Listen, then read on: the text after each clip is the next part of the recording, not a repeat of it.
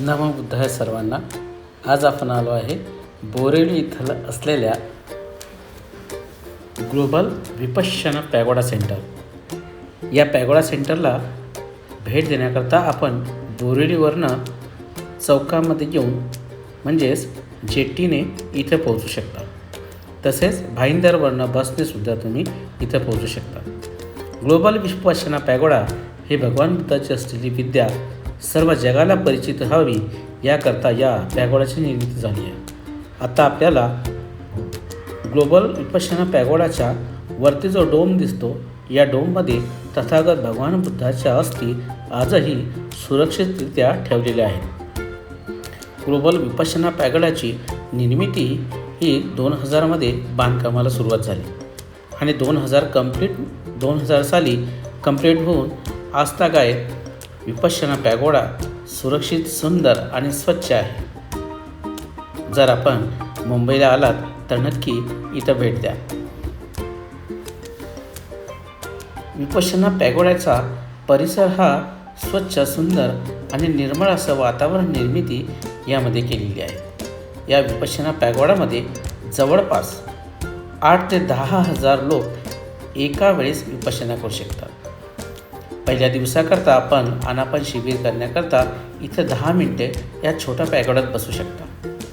इथं आनापानाची व्यवस्था केलेली आपल्याला दिसते. फार सुंदर असं हा ग्लोबल विपश्यना पॅगोडाचा परिसर आपल्या मनाला मोहून टाकतो. दररोज इथं जवळपास 1,500 ते 2,000 लोक भेट देतात.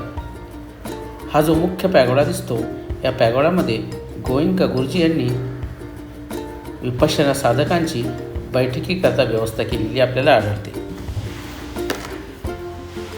पावसाळ्यात हा येथील परिसर अगदी काचेसारखा स्वच्छ आणि सुंदर आपल्याला दिसतो.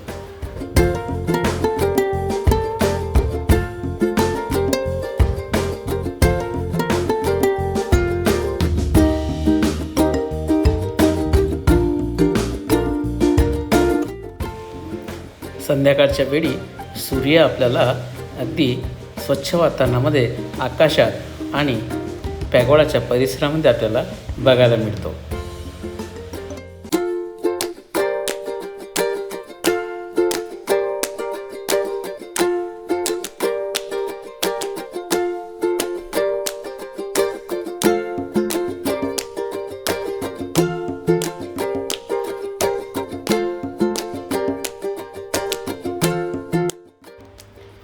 पॅगोडाच्या मागील बाजूस आपल्याला सुंदर प्रकारे असे धम्मचक्र दिसते.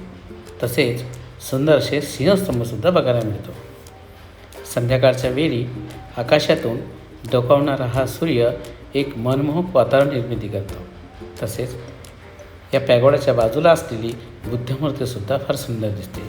अशा प्रकारे आज आमचा हा पॅगोडाच्या भेटीचा दिवस सुंदर आणि सुखमय गेला. नमो बुद्धाय.